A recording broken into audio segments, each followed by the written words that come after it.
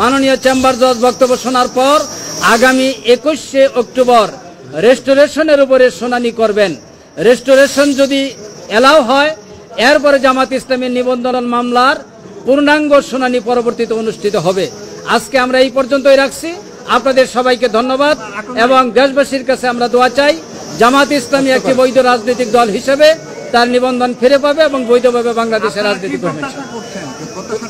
আমাদের প্রত্যাশা তো রেস্টোরেশন ফার্স্ট আইনের ধারাবাহিকতা আমাদের যেতে হবে। প্রথম রেস্টোরেশনটা আমরা আশা করছি এলাও হবে, এরপরে মানে শুনানি হবে মামলা।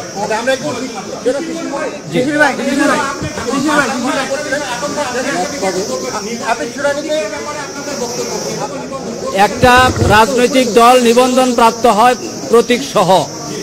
প্রতীক সহই জামাত ইসলামীর তার নিবন্ধন ফিরে পাবে বলে আমরা আশা করি।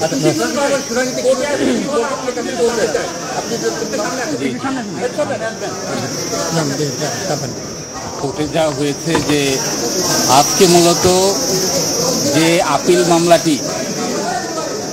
আপিল মামলাটি ডিসপিউট ফর ডিফল্ট হয়েছিল, এইটারই পুনরুজ্জীবনের আবেদন করা হয়েছিল।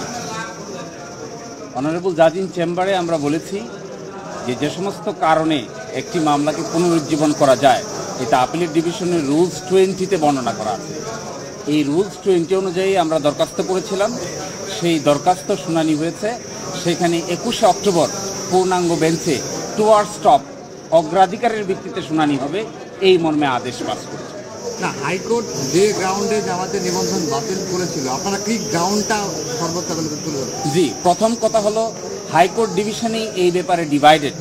আপনারা জানেন 2জন বিচারপতি নিবন্ধন বাতিল করে রায় দিয়েছেন, আরেকজন বিচারপতি নিবন্ধনের পক্ষে রায় দিয়েছেন। মূল আর্গুমেন্ট করেছেন নিবন্ধন বাতিলের পক্ষে, যিনি আর্গুমেন্ট করেছেন তিনিই বলেছেন যে ব্যক্তি নিবন্ধনের মামলা এইভাবে বাতিল করার জন্য দায়ের করেছেন তিনি নিজেই পক্ষ দোষে দুষ্ট।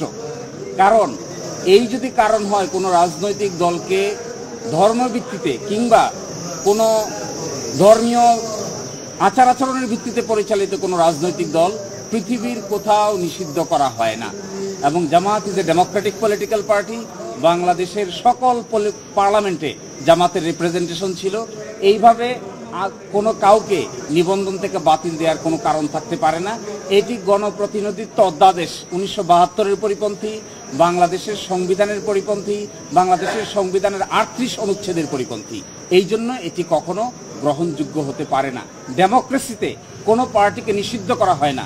ডেমোক্রেসিতে পিপলকে বলা হয় কে ভালো কে খারাপ জনগণই নির্ধারণ করবে, কোনো আদালত কিংবা কোনো বিশেষ ক্ষমতাশীল লোক এটা নির্ধারণ করে না। এটা ডেমোক্রেসির নিয়ম নয়।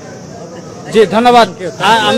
আমরা রেস্টোরেশনের জন্য যে ডেটটা নির্ধারণ করা হয়েছে সেই দিন ইনশাল্লাহ আমরা আদালতে এই পিটিশনটা এলাও হওয়ার পর আপনাদের সামনে উপস্থিত হব। আজকে আপনাদের সবাইকে ধন্যবাদ। আসসালামু আলাইকুম। আচ্ছা, থ্যাংক ইউ। আমরা মনে রাখবো আপনাদের পরামর্শ। আপনারা কষ্ট করেছেন। জামাত ইসলামের পক্ষ থেকে আপনাদেরকে আবারও মোবারকবাদ। আসসালামু আলাইকুম।